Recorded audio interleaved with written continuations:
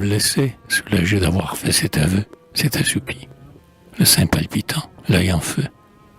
Irène, près de lui, reste debout sans larmes. Oui, son amant est mort.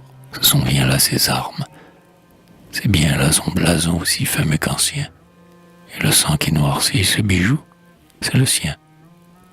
Ce n'est pas d'une mort héroïque et guerrière qu'a succombé Roger, mais frappé par derrière, sans pouvoir appeler ses amis, sans crier.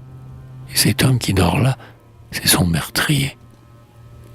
C'est bien son meurtrier, il s'est vanté de l'être, d'avoir frappé Roger dans le dos comme un traître. Et maintenant il dort son lourd sommeil épais, et c'est à lui qu'Irène a dit « Dormez en paix ».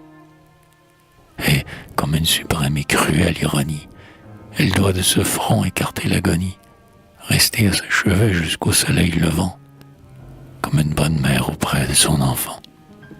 Elle doit lui verser de quart d'heure en quart d'heure le remède prescrit pour empêcher qu'il meure. Cet homme y compte bien. Il repose, abrité, sous le toit protecteur de l'hospitalité. Le flacon qui contient sa vie est sur la table. Il attend. N'est-ce pas que c'est épouvantable?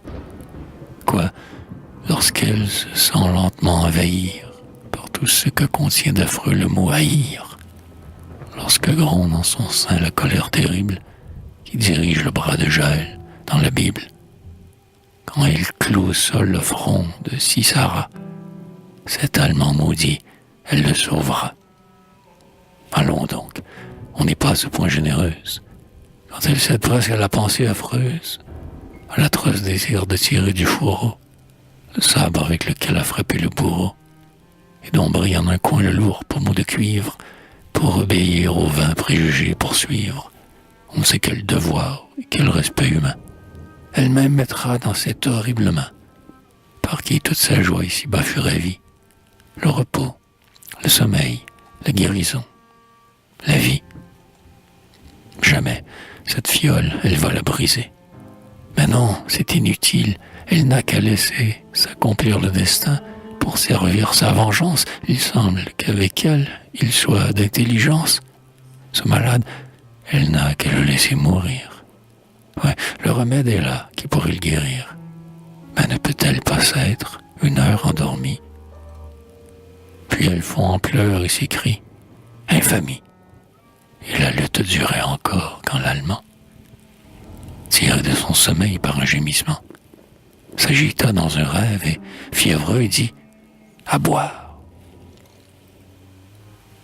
Irène alors leva vers le vieux Christ d'ivoire, suspendu sur le mur, à la tête du lit, un sublime regard de martyr, et pâlit.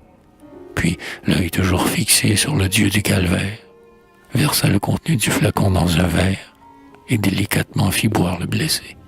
« Seigneur, vous avez vu, seul, ce qui s'est passé, au chevet de ce lit, dans ces heures funèbres, lorsque l'esprit du mal parla dans ces ténèbres, vous qui fûtes conduit au désert par Satan et n'avez qu'à la fin pu lui dire « Va-t'en ». Vous pardonniez, Seigneur, à cette âme tentée. Lorsque l'épreuve enfin fut par elle acceptée, vous seul étiez témoin et vous seul approuviez. Vous souvenant alors du mont des Oliviers, ou frémissant d'avant l'approche du supplice, vous disiez « Ô mon Père, éloignez ce calice. Vous avez eu pitié de ce cœur trop uni, Seigneur, et je suis sûr que vous avez béni. »